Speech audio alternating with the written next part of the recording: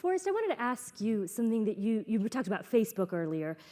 One of the things that I find so interesting about the way that campaigns continue to spend money is on ad dollars for television ads. And yet our generation, I mean, I can say for myself, I don't actually own any cable. Does anyone I don't pay for cable. Any of you own cable? Many of us, yeah. Okay, there we go. None of us are actually cable purchasers. So where do you consume your news? When you look for news, is it Facebook? I mean, where do you go? Yeah, so I think a lot of times it is Facebook, and before everyone shakes their head, I mean, Facebook does a really good job of giving, in my opinion, what we want, right? It's a mix of, you can get stories from credible news sources, you can get stuff from the New York Times side by side, from other stuff you're interested, from your friends and family, and that's a really cool way to consume stuff, right? That's a pleasant way to consume news. And I'll also go straight to, the New York Times app or the New York Times website, but one particular way that I think millennials do an interesting job, and I think this is a really cool thing, is Facebook makes it really easy, and Twitter does also, to share content from a publisher and then also add a few sentences, more than a few sentences, of your thoughts to go along with the content, which I think, in one of the panels yesterday, someone had a negative thing to say about this, but I think it's a really good thing, right? So you can share an article, like we can call it the facts from something like the New York Times, and then you can put 2 paragraphs of your opinion on top. And I think that's a really cool way for young people to engage politically while also not biasing the information, because the facts stay pure, and you can go to that article and still see what the actual truth is. So that's kind of my favorite way, is to see what my friends post, what they say about it, and then have comments and the little 6 reactions on Facebook, and see that's kind of how we engage. No, definitely, and I just have to add to that.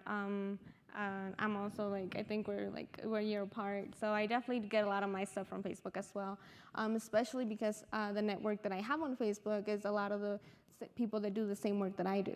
So when something comes up, when there's always news, something, I guess you can say it's fresh. I know I can go on Facebook, and majority of my friends have already shared it from New York Times.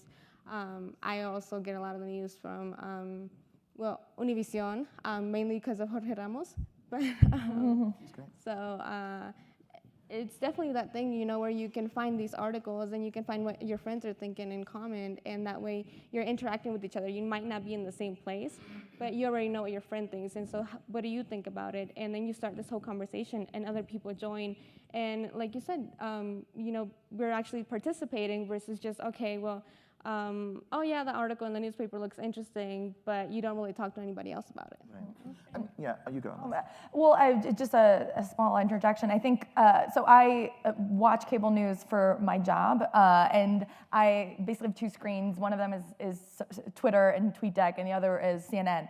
And I love TV, even though I don't have a TV, I have an Apple TV.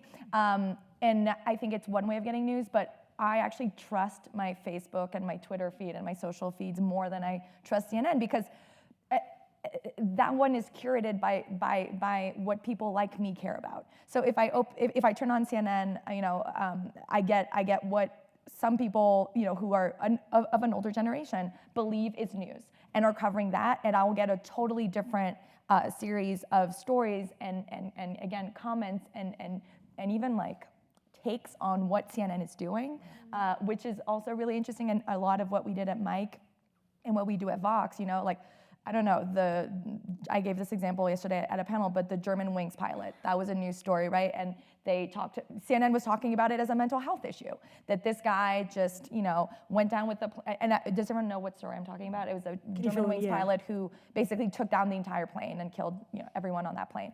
And if that man had not been white, it would have been a terrorism story. It would have been told totally differently, and I would have not gotten that analysis from CNN. And actually, I think what happened on social media ended up changing the way that CNN covered it. So there's you can't talk about it, I think, in silos, and more it's going to become totally melded together. Something I was going to add to it, if you're my age, I was 12 or 13 years old when Matthew Shepard was killed. And if so you think about, puberty and coming out and all of those kinds of questions at the same time that this horrifying story, about this anti-gay bashing is all over the news. At that time, I could only depend as a teenager on our local news station, right, or Dateline, the kind of standard, here's the USA Today's take, here's the New York Times. If they covered it, if they didn't, how they covered it, I was totally vulnerable to those institutions, right? Now, if we think about like Orlando, right, a similar horrifying case that lights up identity and fears, and seeing that I didn't just have to depend on legacy institutions that I still read every day, like the New York Times or the New Yorker, but we could also look at Twitter, follow a hashtag, and see what people in the Orlando area, people who've been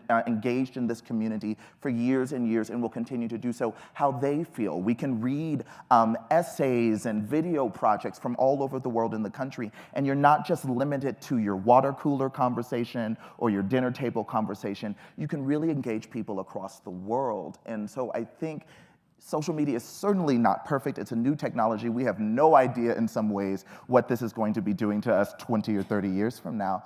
But in the short time, I think there's an opportunity for us to engage with more freedom. We make our own newspapers now, as opposed to having it handed to us.